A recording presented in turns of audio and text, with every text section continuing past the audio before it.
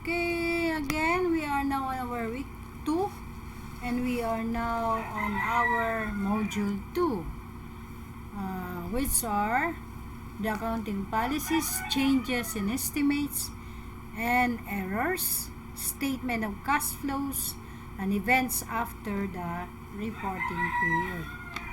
And we got now the learning objectives of this topic.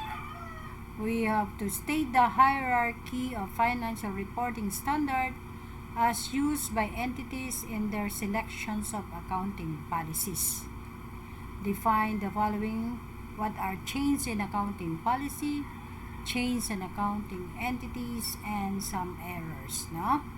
We have to account for changes in the accounting policies. We have to account also changes in estimates and other corrections and errors. We have to define the following. We have the operating activities, investing activities, and financial activities. State the classifications of the following statement of cash flows: the dividends received, the dividends paid, the interest paid, and interest received. We have to prepare the statement of cash flows, presenting cash flows from operating activities using direct method and indirect method, and define events after the reporting period. State the accounting requirements for events after the reporting period. So these are the objectives in our module 2.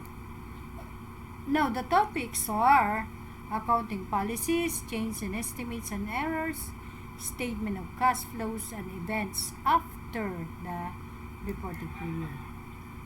And we got now accounting policies and changes in estimates and errors. The objective of PAS 8 prescribes the criteria for selecting, applying, and changing accounting policies and the accounting and disclosures of changes in accounting policies, changes in estimates, and corrections of prior periods errors. Accounting policies are the specific principles, the basis, the conventions, the rules and practices applied by an entity in preparing and presenting financial statement. These are the relevant PFRS adopted by an entity in preparing and presenting its financial statement. Then we got the financial reporting standard, are standards and interpretation adopted by Financial Reporting Standard Council, and they comprise the following. We have the PFRS or Financial Reporting Standard and Philippine Accounting Standard or PAS, and some interpretation. The hierarchy of reporting standard. We got the PFRS and we got the judgment. When making the judgment, the management shall consider the following: requirement in other PFRS dealing with similar transaction, the conceptual framework, and we have the management shall consider also the following: the pronouncement issued by other standard setting bodies and other accounting literatures and practices. The scope of PAS 8, change in accounting policy, change in measurement basis. So, treatment, transitional provision, retrospective application, and if B is impracticable, prospective application. The effect of adjustment on the beginning of the balance of the written earnings if accounted for retrospectively. So this is the effect of adjustments. The change in estimate is change in the realization or occurrence of expected inflow or outflow of economic benefit from assets or liabilities.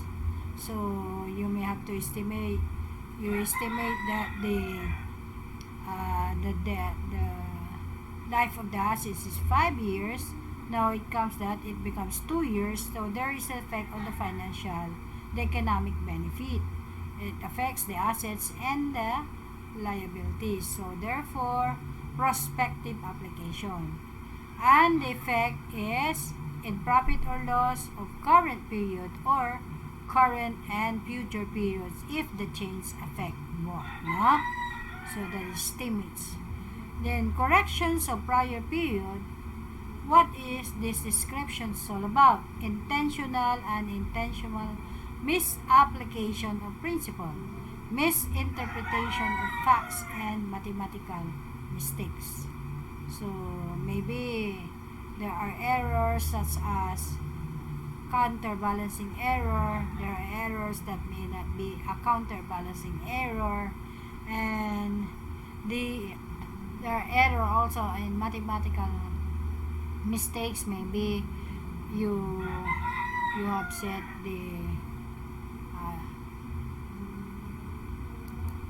you have, instead of 79 you put it 97, instead of 24 you hit 42. Yeah? So this is mathematical mistakes.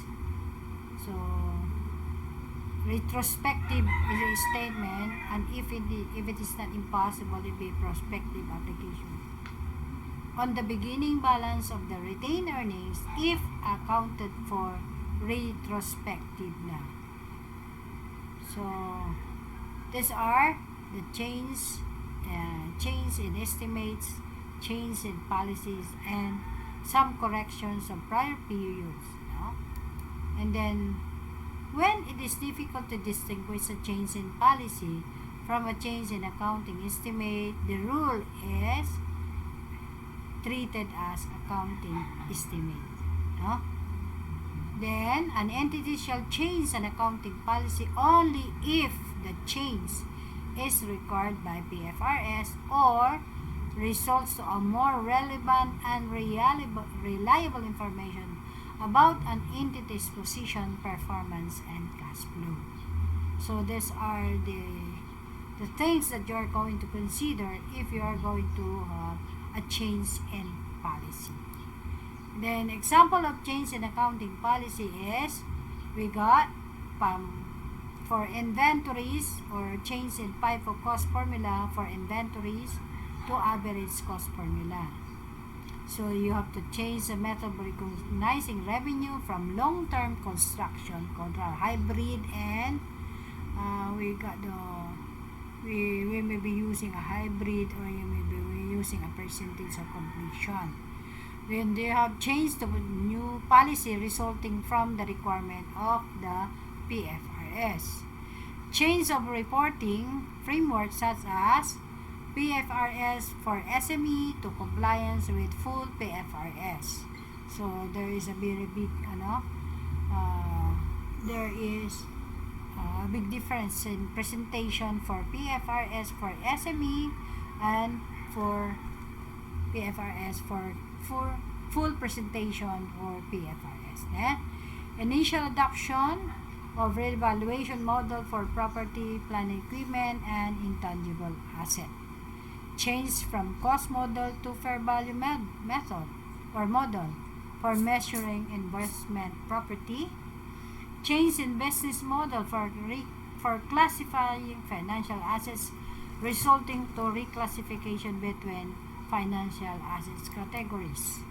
Examples of financial statement, we have change in depreciation or amortization method. This may be you are initially using straight line method, or you may be using sum of years digits and other method. Estimate of useful lives of depreciable assets. So the useful lives may be 5, it turns into 10, or it turns into 2. It may increase or decrease on the useful life. So there is an effect on the financial statement. Estimated the residual value of depreciable asset. Sometimes you do not consider depreciable residual value, but at the end you consider the residual value. Change is required allowances for impairment losses and uncollectible accounts, no? So because of our economic changes, then there are impairment and losses and uncollectible accounts are being considered in the financial statement presentation. Change in fair value less cost to sell on non-current asset held for sale and biological assets, no?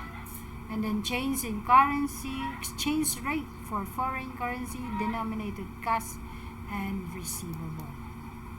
Errors include the effect of mathematical mistakes, mistakes in applying accounting policies, oversight or misinterpretation of facts, and the last one is fraud. Then we got some errors: counterbalancing error or non-counterbalancing error. A counterbalancing error are errors which, if remain uncorrected, are automatically corrected or offset in the next accounting period. Their effect on the financial statement are automatically reversed in the next accounting period. For non-counterbalancing errors, are errors which remains uncorrected, are not automatically corrected or offset in the next accounting period. The relationship of the account is that the ending inventory profit direct relationship. Asset related account profit direct relationship, no? So the ending inventory becomes the beginning, so therefore it would be direct. So the same true with statement. Now we go on statement of cash flows. The statement of cash flows is a component of financial statement that provides information about the historical changes in cash and cash equivalent in an entity by classifying cash flows during the period according to operating, investing, and financing. The core principle is that when preparing a statement of cash flows, include only transactions that have affected cash and cash equivalent. So, example is purchase of asset by paying cash.